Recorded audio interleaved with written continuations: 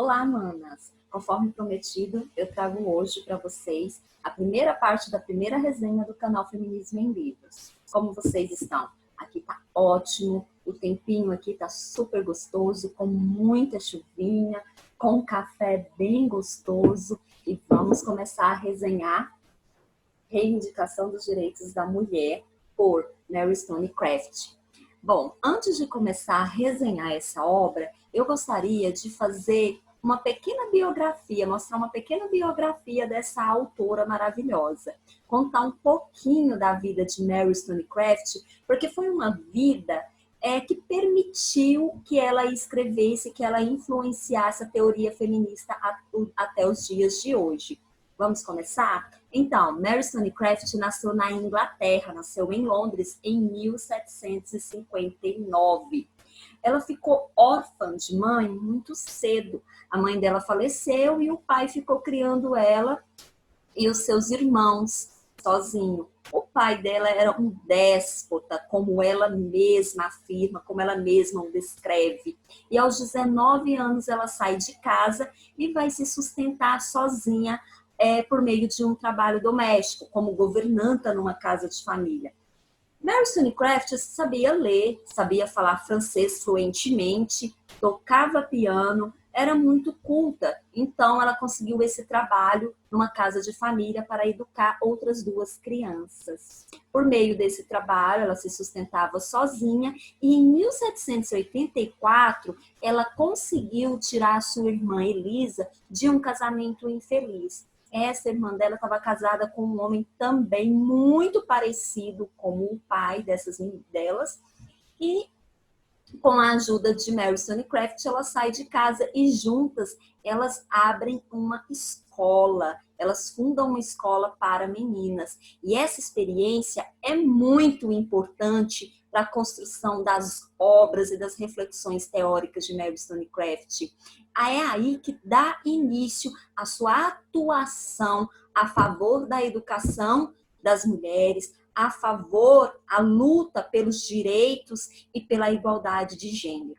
Em 1787, ela passa a se dedicar exclusivamente à literatura e publica os textos em jornais e revistas. E nesses textos, os conteúdos eram bastante progressista, abolicionista, bem libertários, e essa experiência de escrita desses textos e publicação deles nos jornais e revistas inglesas dá acesso a ela à vanguarda intelectual e artística da Inglaterra. Então nós vemos no livro, lá no prefácio dessa obra, o meio intelectual que Mary Wollstonecraft fazia parte, que nós vamos falar daqui a pouquinho sobre isso. Então, é a partir disso, a partir dessa experiência dela como escritora e como jornalista, que lhe permite esse acesso a essa vanguarda intelectual. Em 1792, pasmem, Mary Wollstonecraft viaja sozinha para a França para acompanhar de perto a Revolução Francesa. E é lá que ela conhece o seu primeiro marido, um comerciante norte-americano. Contra todas as regras daquele tempo, ela se une a ele por meio de uma declaração emitida por um cônsul americano. Então, não era um casamento reconhecido na Europa, não era reconhecido na Inglaterra, mas mesmo assim ela se dedica a essa paixão e vai viver junto com esse comerciante. Mary Wollstonecraft, ela se dedicava intensamente às suas paixões, tanto a sua paixão profissional, a sua escrita, as suas ideias, as suas reflexões, como as paixões humanas. Em 1794, nasce a primeira filha do casal, a primeira filha de Mary Wollstonecraft. Essa filha de Mary Wollstonecraft se suicida quando tem 23 anos de idade. Ela sofre de depressão, E isso se deve muito ao fato de ter sido abandonada pelo pai ainda na infância. Isso mesmo. O primeiro marido de Mary Stonecraft a abandona com a sua filha ainda pequena. E Mary Stonecraft sofre muito, tenta suicídio por 2 vezes, se arrasta a uma depressão profunda em virtude disso, por ter sido abandonada pelo marido e pelo seu grande amor, como aparece em uma das biografias dela. E aí mostra os 2 lados de Mary Stonecraft, esse momento, né? Mostra esses 2 lados, a razão e a sensibilidade. Por que a razão? Nossa, Jo, ela tentou suicídio 2 vezes, ela sofreu demais. E como que você vai me dizer sobre razão? Sim, muita razão, porque é nesse momento de sofrimento que Mary Stonecraft se dedica intensamente ao trabalho. Escreve textos maravilhosos, textos que são publicados em toda a Europa, falando, narrando sobre a violência que é cometida durante a Revolução Francesa. Então, nós vemos aí nesse momento, nós vemos 2 lados de Mary Stonecraft, a razão e a emoção, razão e sensibilidade. Aí vocês se lembram do livro de Jane Austen, né? Mas não tem nada a ver. O livro da Jane Austen não foi produzido em homenagem a Mary Stonecraft, foi produzido em homenagem a outras mulheres que também passaram por situações não tão drásticas, tão dramáticas assim, né? Mas não tem nada a ver esse romance da Jane Austen, não, com essa realidade que Mary Stonecraft viveu. Então, esse momento mostra aí essas 2 faces dessa mulher tão forte e tão capaz de lutar bravamente por tudo que quer, né? E se dedicar, inclusive, às suas paixões. Em 1796, ela inicia a troca de correspondências com o jornalista e filósofo inglês, William Golding.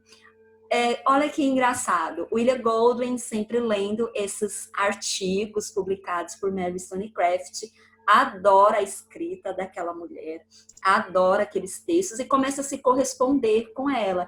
Eles se correspondem por um tempo, decidem se conhecer pessoalmente, se apaixonam de imediato e vão viver juntos. No primeiro momento, eles não quiseram se casar, não quiseram oficializar esse relacionamento. E eles vão viver juntos. No entanto, Mary Stonecraft fica grávida da sua segunda filha, a primeira do casal. Então, eles optam em formalizar o matrimônio, devido ao preconceito, às dificuldades que as mulheres sofriam naquela época, quando se tornavam mães solos. Então, eles se decidem se casar em razão dessa gravidez, e em 1997 nasce a primeira filha do casal, Mary Shelley. O quê? Mary Shelley? Sim, gente, Mary Shelley era filha de Mary Stonecraft. É a primeira filha do casal, do seu segundo, a filha do seu segundo casamento com o jornalista e filósofo William Golding.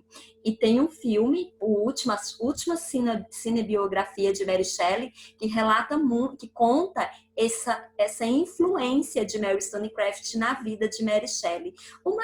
Apesar dessa influência, o mais triste é que Mary Shelley não conheceu, não viveu com a mãe, porque a mãe dela, Mary Stonecraft, morre no mesmo ano, em decorrência de complicações do parto. Mas mesmo não conhecendo, não convivendo e não sendo criada pela mãe, Mary Shelley apresenta grande influência em sua obra, e nós vamos ver, nossa segunda resenha vai ser dessa obra aqui, de Mary Shelley, O Último Homem, e a gente vai poder identificar a influência que ela tem na sua escrita, a partir da leitura que ela fazia da sua mãe. Em 1798, William Golding, o pai de Mary Shelley, segundo marido da Mary Stonecraft, reúne todos os escritos da esposa e decide fazer uma homenagem. E nesse escrito, ele lança a primeira edição de Reivindicação dos Direitos da Mulher.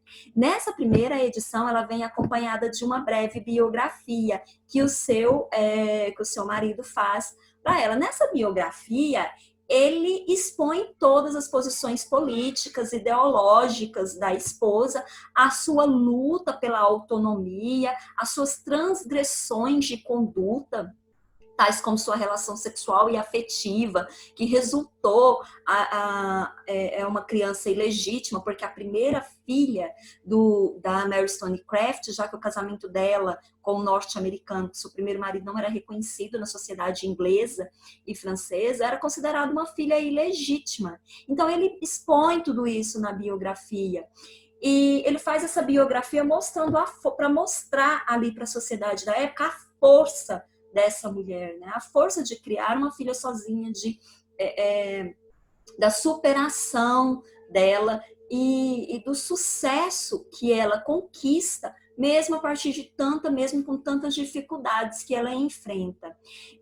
Reivindicação dos Direitos da Mulher é um texto que foi escrito no século XVIII, né? Publicado sua primeira edição em 1792, mas ela se a gente lê, ela continua muito atual. Ela defende a igualdade de gênero. Nós estamos lutando até hoje por isso, não é, mulheres? Ainda hoje, mulheres recebem salários menores. Conforme a última pesquisa do IBGE sobre analfabetismo no Brasil mostra que o percentual de analfabetos é maior ainda no gênero feminino. Então, nós continuamos com muita luta por igualdade de gênero, muita luta para a construção de uma sociedade pautada em igualdade. E o texto, a obra da Mary Wollstonecraft, organizada pelo seu então companheiro William Golding, mostra isso, essa luta travada por essa autora. Uma coisa que me questionam muito, sempre que eu estou lendo esse texto com os meus alunos, com o meu grupo de estudos, algumas alunas comentam, professora, a Mary Stonecraft era uma mulher à frente do seu tempo. Na verdade, a Mary Stonecraft não é uma mulher à frente do seu tempo. Ela viveu intensamente o seu tempo. Ela estava vivendo no momento da Revolução Francesa. E o que ela fez? Ela foi acompanhar de perto, foi escrever e foi participar disso. O meio social da Mary Stonecraft era incrível. Ela conviveu com Olympe de Gouges, com Emmanuel Kant, Auguste Comte e Marquês de Condorcet. Imaginem, olha a vanguarda intelectual, olha o meio social dessa mulher. Ela conviveu com eles, ela se correspondia com eles, com Olympe de Gouges. Ela era super best, isso mesmo, era super best. Olympe de Gouges, inclusive, publicaram textos juntas. Então, acredito que Mary Stonecraft não viveu à frente do seu tempo. Acredito que ela viveu intensamente o seu tempo, aproveitou todas as oportunidades que a vida lhe proporcionava, aproveitou intensamente esse círculo cultural, esse círculo intelectual a qual ela fazia parte, e ela não ficou de braços cruzados acompanhando tudo como mera ouvinte, mera espectadora. Não, ela participou ativamente daquele momento, escrevendo, publicando, participando dos eventos. Então, ela é uma mulher que viveu, sim, intensamente o seu tempo e deixou aqui eternizado para nós. É uma obra que nos influencia até hoje. E essa obra, ela é uma resposta à Constituição Francesa de 1791, que não incluía as mulheres na categoria de cidadãs. Então, é uma resposta, os primeiros capítulos, primeiro, segundo e terceiro capítulo, é sempre a Mary Stonecraft ali falando sobre os prejuízos que isso trazia para a sociedade francesa em manter a mulher enclausurada na vida doméstica. Ela sempre reforçando a capacidade intelectual das mulheres, que as mulheres podem sim alcançar o mesmo nível intelectual, o mesmo nível de participação social dos homens, caso elas tenham um incentivo de frequentar as universidades, de participar da educação, da mesma educação que era dada aos homens. E aí, esses 3 primeiros capítulos, a Mary Wollstonecraft se dedica a isso. No primeiro capítulo, é muito interessante quando verificamos ali a religiosidade da Mary Wollstonecraft.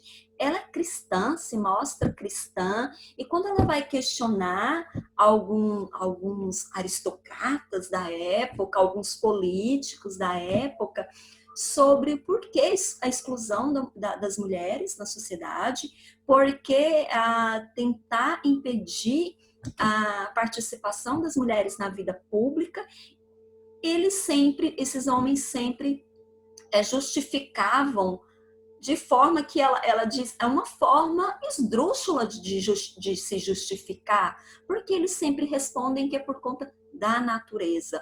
Qual a natureza? A mulher é o sexo frágil. O homem é forte. O homem é o provedor, a mulher é o sexo frágil. Então, era essa resposta que ela obtinha sempre que fazia esses questionamentos. E é assim por conta da natureza. E ela diz que alguns deles, principalmente os seminaristas, bispos, padres, que participavam ativamente da vida política na época, respondiam utilizando versículos bíblicos, passagens bíblicas. E em uma dessas respostas, ela é bem sarcástica e diz: seria Deus tão malvado a ponto de distinguir pessoas, seres humanos, dizer que um ser humano, que uma pessoa é superior à outra apenas por questão de gênero? E aí ela diz em relação às mulheres. Em outra ela fala assim, seria uma raça superior à outra? E aí ela diz em relação dos homens brancos europeus e os homens negros africanos. Ela marca um marco teórico do feminismo abolicionista. É incrível, não é? Mary Wollstonecraft é uma mulher sensacional. E ela marca, então, o feminismo teórico e o feminismo abolicionista. O primeiro capítulo, ele nos enche de expectativa para continuar a leitura, porque ela é muito audaciosa, muito sarcástica e muito irônica nas respostas que ela trazia ali para a sociedade, para os homens da época. Então, o livro, ele denuncia os prejuízos trazidos pelo enclausuramento feminino, quando quando nós mulheres nos dedicávamos exclusivamente à vida doméstica e eram impedidas de votar, de estudar, de trabalhar. É uma situação que fazia com que as mulheres fossem dependentes dos homens. Era uma forma de impedir que a mulher conquistasse a sua autonomia. Em o segundo capítulo, ela ainda trata a questão da educação para a mulher. A educação para a mulher, ela diz, era o básico. Ela deveria saber ler e escrever para poder ensinar as lições aos seus filhos, ajudar os seus filhos a fazer as lições, aulas de piano para ajudar, para ensinar, acompanhar as aulas das filhas, e ler uma coisa frívola, outra, uma literatura frívola, outra, para ter o que conversar com seu marido quando ele chegasse de uma rotina cansativa do trabalho. E outra coisa muito interessante nos 3 primeiros capítulos é as dúvidas que ela coloca em relação a algumas funções do governo, principalmente ao exército. Ela questiona o fato de muitas funções daquela época serem ocupadas.